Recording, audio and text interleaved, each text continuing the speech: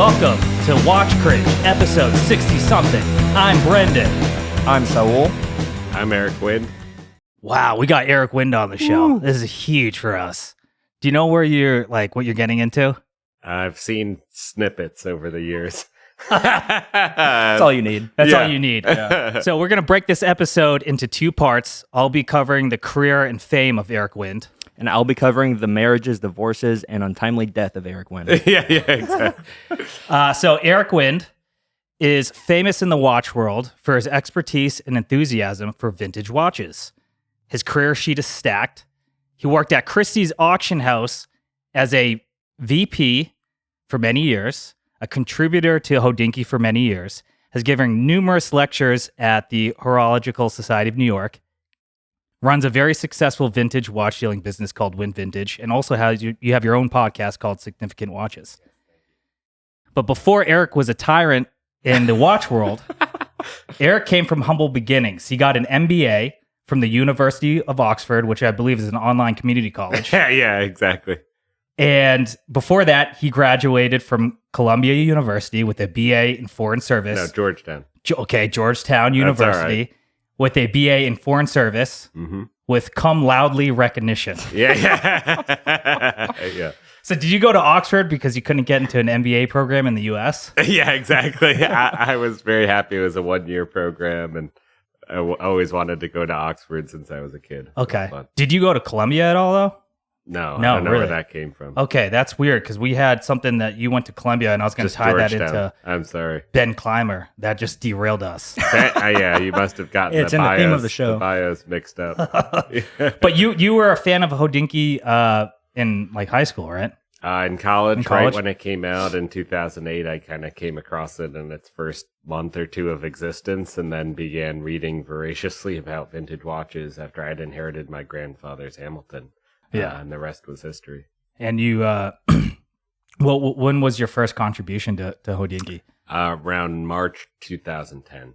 Okay, and it was writing about the pull router, which you could buy online for about $200 at the time. Now they're, those same watches that I bid on eBay and didn't get back in 2010 are $4,000 or $5,000 now or more. Oh my god! So it's been pretty remarkable to see that. Do you have any funny stories about Ben at working with Ben at Hodinkee at all? I mean, it was cool to see Hodinkee just take off because at the time they were literally the banner ads were for Russian watches like Sovet, TSOVET. And then I remember when he got his first kind of real banner ad from Audemars Piguet, they took a chance. And then I remember when he got his first meeting at what was then Basel World with Rolex, he was freaking out. It was the first time an online publication, which I would call a blog, he preferred calling an online magazine or online publication, got a meeting with the Crown. And I remember at one point I was trying to get Chad McQueen to talk about his father's watches, writing him, and I said I write for a blog called Hodinkee, and Ben saw the email and reamed me out and said, "Never call it a blog. That's a 4-letter word, literally and figuratively." So I didn't call it a blog anymore. So that's a good story I've never shared before. Ooh, I like that. That's good. I like Kind of makes sense in the connotations of what people think of blogs and especially back then too. Yeah, especially it was we're trying to create something more legitimate. Special. Yeah. Ben's baby. Speaking about Ben, I was reading a Perezcope article the other day, and he seems to be coming up with funny nicknames for people. I think he called Ben Social Climber. I know. Yeah, so when the White Knight of Horology inevitably comes for you, what sort of nickname do you think he'll give you? I don't know. I maybe it'll be it'll be wind instead of wind or something. I thought that would be a good April Fool's Day joke, April Fool's joke where I say I'm changing the pronunciation of my name to wind to better align with my profession. Yeah. But sometimes people think it's a pen name, that it's not really my actual name. It's a good name. I show them the driver's license. Yeah. I didn't change the name. It's legit. It's legit. So with all the Perezcope scandals that seem to break every month, and considering you worked in that industry for a decade? Not that long. Not that long, but a long. But I'm still in it. You're still in it. Yeah. Is there any stories that you could share with us about sketchy auction house mafia type of stuff? I mean, there's a lot of stuff, a lot of watches out there that I call a beautiful fiction, where it's like the dials are fake or it's put together or been heavily restored and then is called new old stock. And, it's because the values can be obviously in the millions of dollars, it's a very dangerous field. You can't really just rely on the auction house expertise because they're trying to sell it as high as possible, obviously. And they use language that is oftentimes vague. And it's, condition reports are just an opinion. So if you buy something and it turns out it's been totally reloomed, they won't take it back, or you really have to be careful. Do you have any recommendations on where somebody should go instead of the auction houses to at least learn about it? If maybe you should do your own research. There's not a lot of great courses. Obviously, I would recommend people watch my HSNY lectures to kind of start. That's really to save you a few years of mistakes while I did those. That's like 2.5 hours of material. There's a gentleman named Eric Tortella who lives in Greece, has a 1-week course you can take on Patek Philippe. That's a very good course. I've done that as well. He taught me a lot over the years. But there's not like an online masterclass about watches, How about those like collector's books, like the Modani books, and doesn't Goldberger have some books? Are those books are good for you to see a lot of watches, but you're not going to really learn about them in the same way. They're just showing watches of varying condition, and sometimes they're incorrect or put together or reloomed or all sorts of other things. Condition is obviously the new focus in collecting for watches. It follows other hobbies before us, whether it's collecting baseball cards or comic books or coins, paper currency. Condition's much more important now than it was 10 years ago when people were focused on rarity and beauty. So, there's not a lot of good material or sources about that online, I would say. We tried it. We've done a number of pieces on our blog, which we call a blog, not an online magazine, but about kind of understanding how to collect. Charlie Dunn, who works with me, we've done a number of collectors guides on different Rolex models, like the GMT Master 1675. We have one coming out shortly about the Submariner 5512. We've done them on different Memovox models. So if you read that, you can understand much more what to look for. That seems like a common strategy too in the marketplace. If you're a vintage dealer and you're putting out content that really kind of details a certain line of models or a history, that's really kind of shows all expertise. You can do. You can't cover everything. I'm beginning to work on a book with Charlie about vintage watches. Oh, cool. So that again, you can't put a decade plus of experience into 300 pages, but we're gonna. But maybe like 400, you could. yeah, exactly. But we're gonna do our best. So in 2017, you left the auction house world, kind of, and started your own business called Win Vintage. How's that going? I've been loving it. It's kind of flourished beyond my best expectations and dreams, I would say. I believe in business planning, so we kind of put together your projections and forecasts and everything and try to figure out how to make it work. And we've blown way past those. Our traffic is really very, very strong for a website we don't spend a lot on per month. Just use a Squarespace site. And, we really don't pay a lot for it. We utilize our email list a lot more, and that's a very effective tool. We use MailChimp for that, but we send out weekly emails and updates. I expect your father to be subscribed after today. Oh, and for the viewers, my father is a live audience for today's show. And that's a very helpful way to keep clients engaged and try to get in the press whenever appropriate and do some more content. For Win Vintage, where do you source a lot of your watches? Do you go to like estate sales in middle class neighborhoods or rich neighborhoods? Yeah, I personally, it's not a great use of my time to go to estate sales because it really is a needle in the haystack. Right. But I've certainly gotten watches where people did find them at estate sales. Also, when I was at Christie's, we'd sometimes find stuff people found at estate sales, garage sales. I'm always hunting, minutes of every hour I'm looking at random stuff. You just have alerts set up left and right for alerts, all kinds small of auction houses. I bid at big auction houses, but you have to be disciplined. I might bid on, in a given, say, Geneva season, where you have 4 auction houses putting on their auctions over 3 or 4 days. I might bid on 20 or 30 watches, but get like 2 or 3. Because you really have to be disciplined on price, otherwise you're going to lose money. Yeah. So that's a very small portion of the watches I sell. You can't really expect something to go at a Sotheby's or Christie's, win it, and expect to mark it up 10% because you're already paying that with the buyer's premium and everything.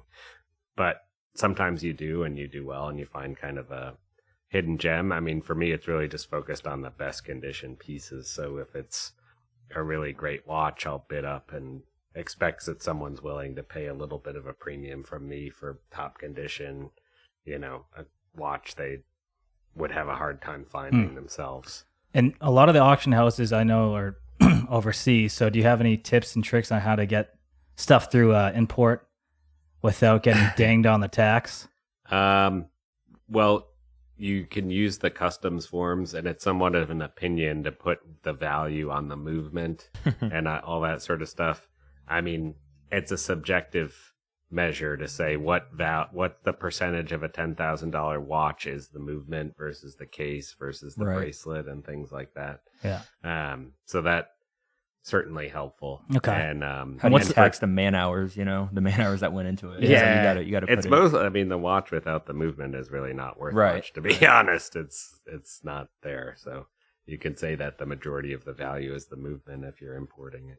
I do want to point out we forgot to do a wrist check at the very beginning. Let's do a little wrist check. What do you got, Eric? I've got a vintage GMT, as we call it, the Pepsi. This was reference 1675 from around 1966. Whoa. Insane bezel. Nice. So pretty. Yeah, it's fun. What do you have, Saul? I got put on one of my few vintage watches, the IWC Portrait Design 3330 from the 80s. That's awesome. 32 millimeters, but kind of wears a little bigger. I like it. Nice. Yeah, it looks sick. And I got, of course, actually, this is the first time on the Cringe that I'm showing this, but it's my Breguet Tourbillon 2001. Bought in Ukraine, ended up in Japan, ended up in Singapore, and now it's here in Austin. Possibly a spoil of war. Yes, possibly. Which adds value. Exactly. Saul, you want to pick us up where we last left? Something? Yeah, sure. A little bit of, kind of back to the auction, since that's always present in people's minds. Michael Friedman, previously head of complications at AP, has stated that scholarship, first and foremost, was necessary for the public to understand the historical significance of horological artifacts. Do you agree with that? Is scholarship something that has to be the baseline for people to actually start understanding what things are worth? Yeah. Yeah. Scholarship is critical. I mean, if you want to see values on a watch go up, you have to have the scholarship first, and then people can understand it and values go up. That's been the case with Breguet tourbillons, for instance, which have been around, obviously, for quite a while, but only in the last kind of 3 years or so, there's been more scholarship and understanding and appreciation, and then values have gone up corresponding with that. It's been the case with all sorts of different things. Of course, all the Genta designs, the Royal Oak, the Nautilus, those sorts of things. I mean, when I got into this, 14 years ago, there was not a lot of scholarship on even understanding an A-series Royal Oak, that it was one of the first 2000 made. People didn't even really understand that. So it's been. Do you think it was just like nobody cared at that point? It just hadn't caught on, or was it just the story hadn't been told in the right way yet? Story hadn't been told. Okay. And, before Hodinkee, you just had forums. There wasn't really. There was conversation on forums, but there wasn't really articles. Ben was really one of the first to do online articles. He wrote about the Royal Oak in the early days of Hodinkee for another publication at the time, and that's really critical. Michael Friedman himself did great scholarship while he was with AP. Did the AP Complications book. That's one of the best watch books out there. Yeah, and he was really behind a lot of great scholarship. Do you think another way is, because I feel like maybe there might be a conspiracy ring of like high-end collectors, auction houses, media, blogs, or whatever you call them, that are hyping up certain, pieces or collections and trying to make the market. Drop some names, Brendan. Who are you thinking of? Yeah. I don't want to get served in the paper, so I don't think it's that coordinated. it's not that coordinated, but it is like a chattering class, if you will. People start. It's a conversation, and then everyone begins to hype it. And then if you see an article on Collected Man about it, and no surprise, they have a few of them for sale at that time or a little bit later. And same with, the auction houses. They do a thematic auction then about a certain model or time period, and then, values go up. It always is the case. Unfortunately, then often the values crash because it gets too hyped up. And there's not enough buyers for it, and a year later it crashes, some of those things. So, I think to people kind of see a similar thing in the U.S. government with conspiracies and everything else. But back This guy's in a the big day, UAP conspiracy theory. It's not a conspiracy. That might be, but not the scarier thing is Carol Quigley, who was a professor of Bill Clinton at Georgetown in the School of Foreign Service where I went, said once, he said, the scary thing is that there's not a conspiracy holding it all together, that it's just all loose. Yeah, And we're all somehow it works chaotic somehow, but chaos, it's all yeah. chaos. That's the scarier thing. Chaos magic. It's chaos with watches too. Soul, next. Well, I kind of want to. What time are we at? Should we jump to? We're at 17 minutes. You want to throw in a quick little negotiation bit? Tactics. I'm not the best at negotiating, so we've each come up with a tactic to kind of help me negotiate. And my idea is, so Brendan kind of goes daredevil mode. I don't know if you want to demonstrate.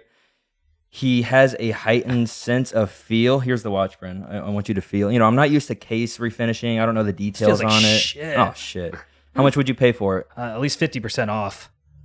Of what? Whatever you're asking. That's good. So, would you recommend that? Is that a good tactic to go daredevil mode? Try to get a discount on some watches? I don't think Eric knows what you're asking. I mean, if someone came up to you and did that, what would you? Yeah, what would you do? What would you do? So it's interesting because every day we're negotiating essentially with people trying to buy stuff on our website and everything else. We're a little bit old school. We don't take credit cards. We don't do that sort of payment processing. We're just wire transfer or Zelle only. And we probably lose some sales, but we don't get chargebacks and some of those issues. So that's good. But no daredevils, huh? But how about this one? The best negotiation tactic. I mean, I have people that come to me that clearly watch way too many of the 47th Street TikToks. Yeah, dude. And they're, say, literally is one situation was we had a watch for $28,000. He's like, "What's your best price?" Which most dealers don't even respond. They're just you make an offer. So I gave him a tiny, I don't know. I said 27 if you wire today, something like that, literally. Mm-hmm. And then he's like, "Would you do 26.5?" And I said no. And then he's like 26.720. So I can I was like, it was the most oddball rant. I'm like, what? Why are we coming up with $20 now? Where did that come from? Just in the mindset it was of just always back and forth. Yeah. But it was really one-sided. God. And we ended up at $26,820 if you wired 27 that day. cents. And I was like, if this makes you happy, that's fine. I don't really care, but this is ridiculous.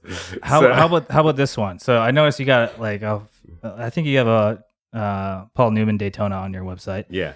Since the MSRP back in the day was $800 on that, I'll give you $2,400, which is 3 times as much. People say that sometimes. Do they really? Yeah. Get out of their mind. I mean, it's just metal. It's not worth a lot. You get really crazy stuff. Yeah. Or ridiculous trades. I'll trade my Seiko Captain Willard for your Paul Newman or whatever. It's also a nicknamed watch from the 70s.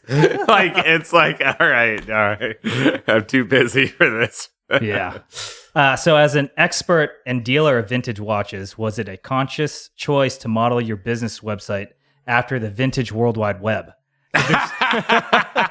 Because there's no search or filter or sort. Know. I like it. No, we might add that stuff, but it's kind of fun. Control F. Control F. Command F for Your you browser Apple has users. search. Yeah. Oh, yeah. Yep.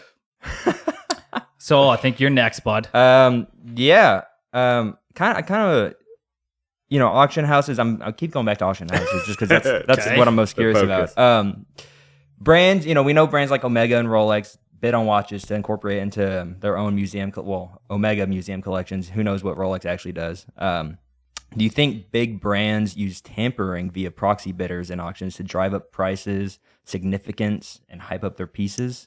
Do you think that's happening? I haven't seen it personally. Okay. When I was at Christie's. We had an important watch from a Swiss watch brand when I was at Christie's. I think I could say what it was. It was a Vacheron that was a commemorative watch for the astronauts. I want to say it was Apollo 14, and it had the Apollo 14 logo on the dial, and it was like this mythical watch that Vacheron had a photo of, but none had ever come to market. And it was found here in Texas. It had been a gift to one of the 3 astronauts, basically. Why Vacheron did it, it wasn't really clear. It was so random, just a time only, but with this very cheap looking dial with the Apollo 14 logo. And, but we were super excited about it, obviously. And it was one of the more oddball Vacherons you could have. So they bid on it for their museum, and it went okay, but I want to say it went for around $80,000 all in. But everyone had very high expectations, I think, there, and thought it'd be like 200K or 250K. But there was no real story or hook behind it. And, it was just a random but cool unknown watch. So Vacheron was complaining to my boss, John Reardon, at the time, why didn't it go higher? And he said, we run a fair auction. That was how high it was willing to go, and Vacheron won it. And they're like, couldn't you have pushed it higher? And we're like, no, that's illegal if we do it from our side. You could have had someone else bid, proxy, Bid it up, essentially, shill bid it, and you win it yourself. We wouldn't necessarily know about it. And it wouldn't have been illegal, really, because you're just paying more money, and the consignor would have been happy, and the auction house would have been happy. But, they didn't do that. So it was interesting. And there certainly are rumors of dealers that have a bunch of a certain watch, and then putting one at auction and just bidding it up like 10 times what it was. And then everyone's like, oh, it's the hottest thing right now. And then they have 10 more to sell or whatever. But again, they actually have to pay for it and pay that. Again, most of it will go back into their pocket if they're the consignor, because they're just really paying the buyer's premium and any other fees on top. That's always an interesting element, the buyer's fee, right? The premium. A lot of private equity is getting into this space, right, or has been in this space. Yeah. How has that have affected the watch auction industry? It hasn't affected it too much. You've got Philips, which is owned by 2 Russian oligarchs. Supposedly the auction house is for sale. You've got Sotheby's, which had been public, and then it went private with this French-Israeli businessman. He's been putting a lot of money into it. They're opening a bunch more offices, and they've been doing really well, I would say, in terms of general prestige. And they've gotten into sports memorabilia and some other new markets that have been very successful. They own 25% of RM Sotheby's as well. On the car side's been very successful. That supposedly in 2 or 3 years, that value of that company went up 400%. The RM Sotheby's. So they weren't just running it into the ground like most other private equity. Yeah. Skin as much things you can get out of the beast. Yeah, exactly. And then Christie's is still owned by the Pinots, who have Keurig Group. So the big 3 are all pretty stable in terms of who owns them.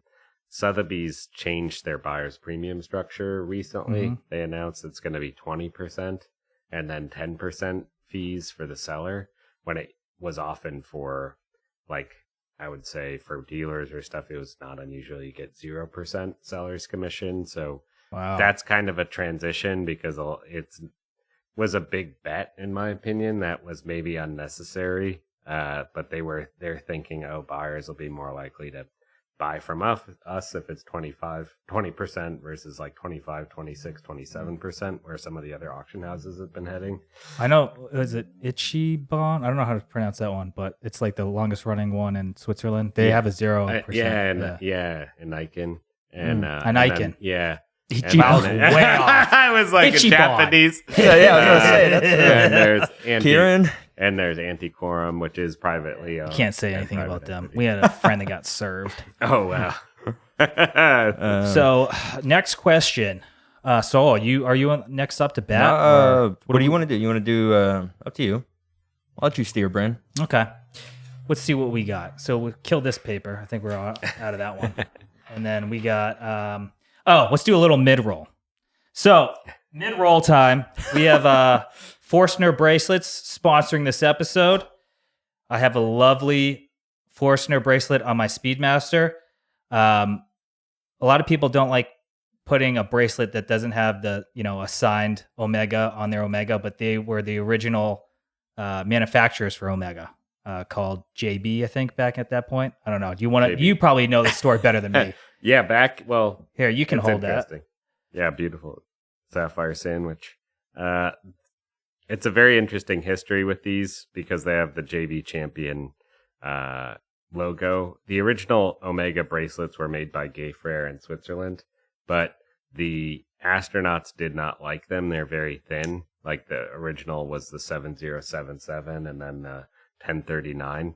So the astronauts like Neil Armstrong, photos of him during training, wear these other Forstner that was then JV Champion bracelets that James Reagan procured for them, who's still alive. He was in charge of the watches for NASA, and I've spent a good amount of time with him. He apparently still has a bunch of these in his home here in Texas that from the 60s, new old stock. That's awesome. So I'd like to get my hands on those. That's awesome. Because they were the batch that all the astronauts wore. But Forstner had the great idea of essentially redoing the vintage style bracelets, and they've been wildly successful. Because they used to be original good. Manufacturer for a lot of brands back in the day, right? Like They did JLC and stuff. It was all the American market bracelets for these those companies. brands. So nothing ever really went to Switzerland, but all these American market watches, UG used them. alarms, some of the UGs, some of the even they did Rolex Jubilee bracelets back in the 60s and 70s. Very cool. For the U.S. market only. And it's definitely vintage style. It's very thin, I feel like. Yeah, it's thicker than the originals, but it's because it's the new style of their flat link bracelet. It's got some weight. Modernized a bit. So you don't feel like it's going to fall off or stretch or anything. Oh, you just did an unpaid sponsorship. Thank you for that one. You can find me Forstner if you want to. You look me up. Yeah, you have to go do dial up to connect to his website. Yeah. So our last section is going to be the lightning round, just rapid fire questions. Mm-hmm. Are you ready? I'm ready. We'll see how rapid. Yeah. You are a watch celebrity because of how well endowed you are with the watch knowledge and your ability to source some of the craziest watches. You've even had the opportunity to source a Paul Newman Daytona for the film Crazy Rich Asians. How did that come about? That's a really interesting story. Kevin Kwan, who's the author of Crazy Rich Asians, reached out. It was like a Monday morning. We were actually in Disney at the time, my wife and my son and me at the hotel. And I am looking at my email and I see, hey, we're filming a scene in 2 days in Malaysia for the movie Crazy Rich Asians. Right now we have a new blow watch that I don't think is what Astrid would actually give to her husband for this critical scene. Can you help me get something?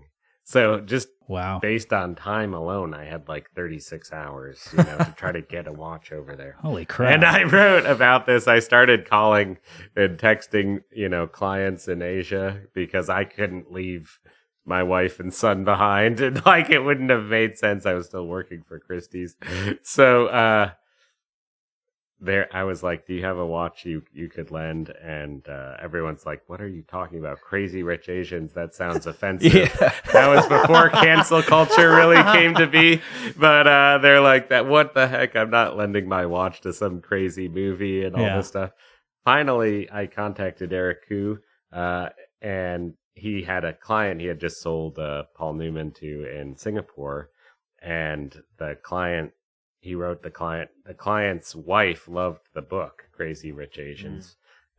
So we basically, in the course of just about 24 hours, they sent a security guard over from the film production company to picked up the watch went right back to They Malaysia. background check that dude? They should have, but they brought the watch back, filmed the scene where Astrid gives it to her husband. He's got his shirt off, Pierre Peng, and that was just in the Rolex Academy Awards advertisement. little ad? That scene showing the watch. When the movie came out, they invited me to a premiere in New York and stuff. Wow. I went and I was like, where's this watch going to be? Because I really didn't know much. And this was like a year after all this happened when it came out. So I'm watching and then he kind of, she gives it to him and I'm like just shocked. And it was kind of blurry, unfortunately, in the filming, but it was low light. But then I wrote the story about how this all transpired. I sent it to the director, John Chu. He reposted it on Twitter and was like, I didn't know all that was involved in getting this watch, but I knew it was somewhat of an ordeal. So I made sure we filmed it and I made sure it didn't end up in the cutting room floor, which would have been very disappointing. Very disappointing. And I was happy he included it. And then I wrote all the people that worked on the set and they said, we didn't tell you this, but the security guard who was tasked with watching the watch had the watch in this kind of case, and we found him sleeping on like the bed with the watch next to him, out cold.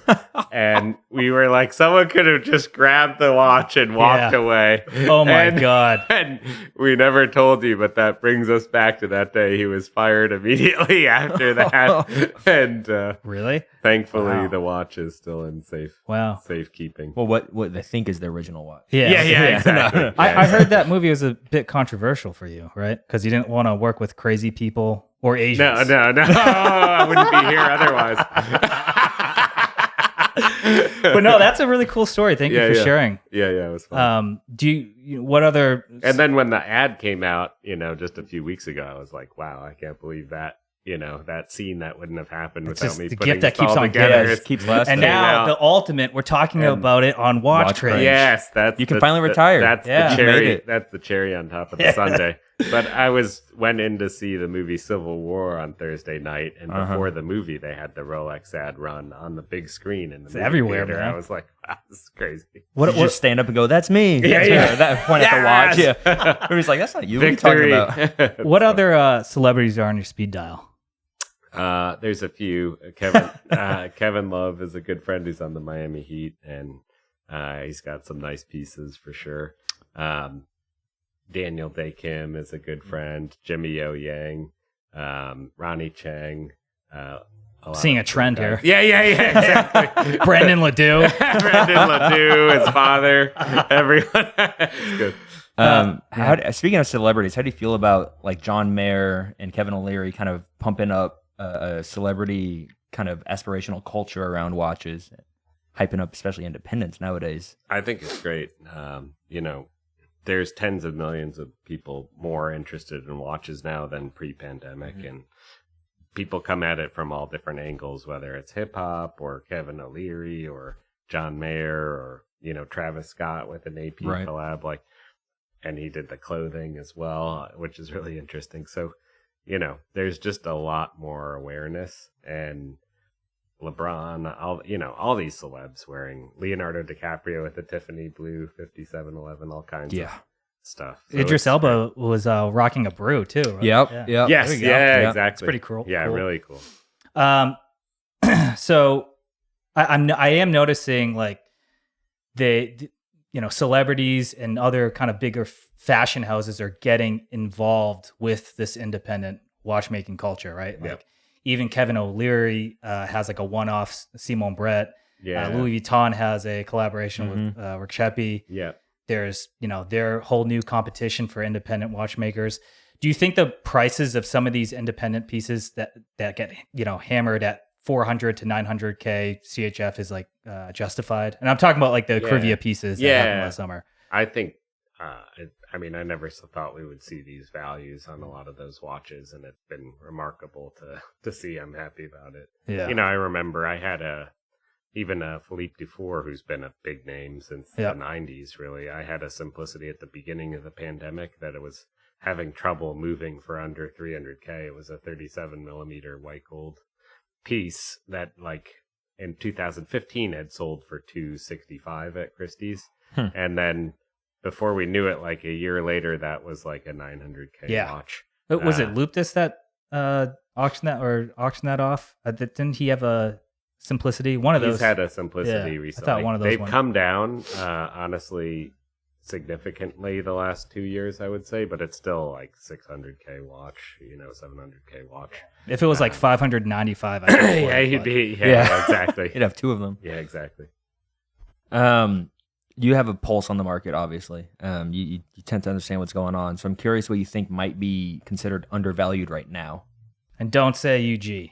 Yeah, those have really More jumped on that. up. Those are pretty. The UG market was very quiet. Breitling hasn't moved a lot in several years. Vintage Speedies are very quiet, and I think a top quality example, again, like 9 out of 10 might not be worth buying on the condition front because they're polished, they replace parts and stuff. But if you can get that really top tier, top 10% example, can be a really good value. And I think vintage Rolex, which has been overshadowed by Independence and Journe and everything else, is still a really great watch to wear every day. Obviously, it's what I'm wearing today.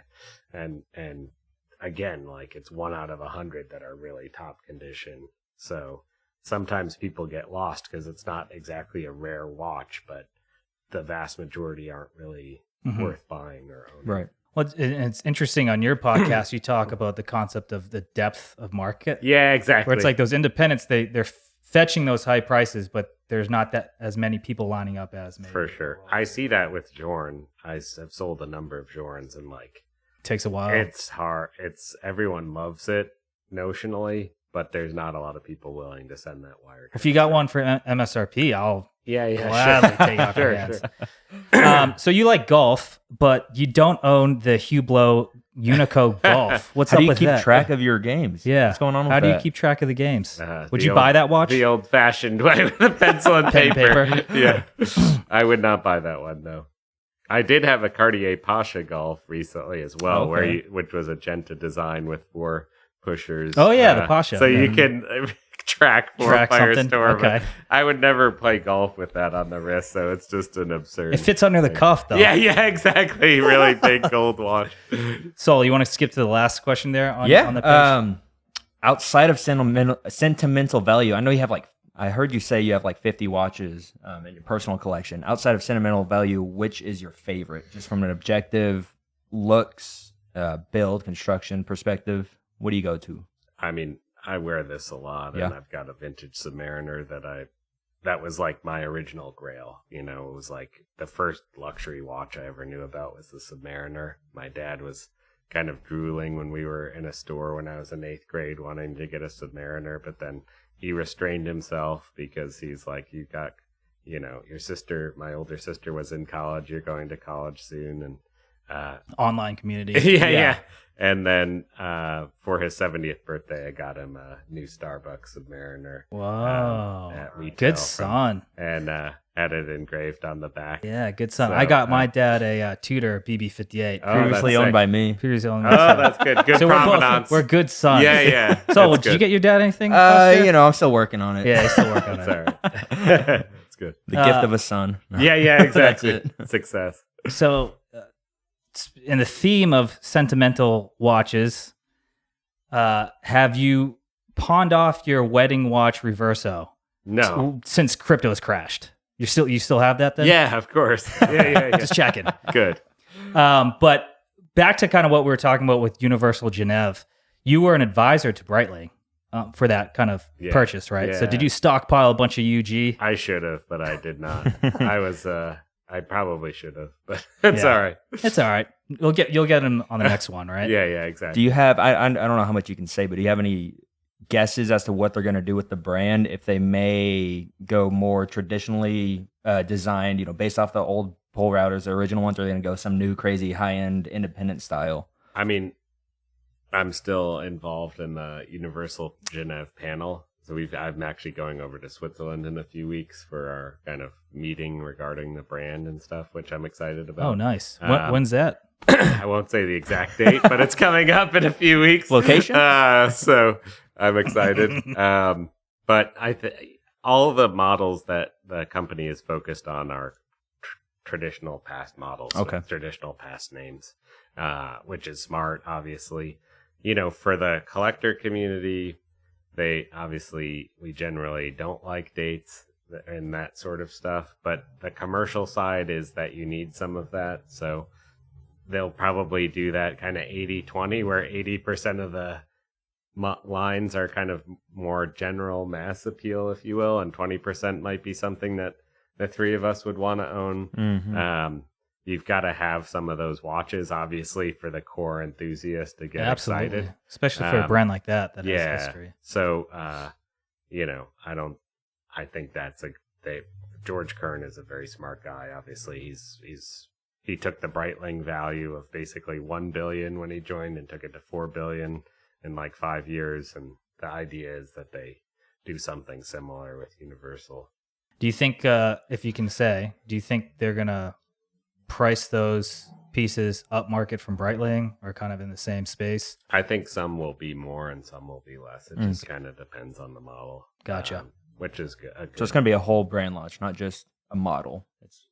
Yeah, that's hopefully what it's going to be. They spent how much was it? $69 million is what people have done crazier for less. That's not a bad deal. We just like the number. It made sense. I love that number. Yeah, it made sense. I mean, people had been approaching the owner of Universal Genève for over a decade trying to buy it, and it's hard to value what was essentially a defunct company with $0 in sales and like two watchmakers servicing vintage watches and like a couple staff, but.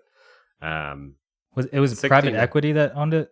Yeah, this Hong Kong businessman. He had supposedly bought it for his son in the 90s as a present for him. They didn't do anything with it. Yeah, they tried a couple That's an times. example of a bad son. Yeah, exactly. Yeah, your dad's giving you something and you're not doing anything. Exactly. A great I guess he flipped it for 69 mil, which I don't know if that's profit for him. Yeah, I would think it was. But it makes sense for Breitling because they can cost share. They have the staff, they have the watchmakers, they have all the material, they have all the resources to make a watch brand. If you're buying that at $69 million and then you're like, we don't have anything, we've got to build we got to have a factory, staff, marketing, Breitling already designers, has all of that. watchmakers. Like they're just building the brand, not the watches itself. Yeah, they've done it before. Yeah, exactly. And they building anything in-house, which I think they want to do some in-house movements and stuff, that's very expensive. You're talking 7 figures to make a movement in-house. Do you think they'll share in the Kanisi movements? Probably. I have no idea. That would be interesting. I think you have an idea. Just wink. Yeah, just wink. I plead the fifth. So I don't know if there's any other questions. Oh, by the way, me and Saul will have the same shirt on. I know, that was sick. We're the angels on Eric's shoulders. Shout out Banana Republic. We're going there right after so I can join. Yes. So that concludes our show. I think it's a common professional courtesy that when someone has a podcast and you invite them, they invite you to his show, you invite them back. So when can the Cringe crew come and wreck some heads? We'll be in touch. Excellent. You heard it. Brendan. Thanks for listening, y'all. Peace. Thank you. Peace. Thank you.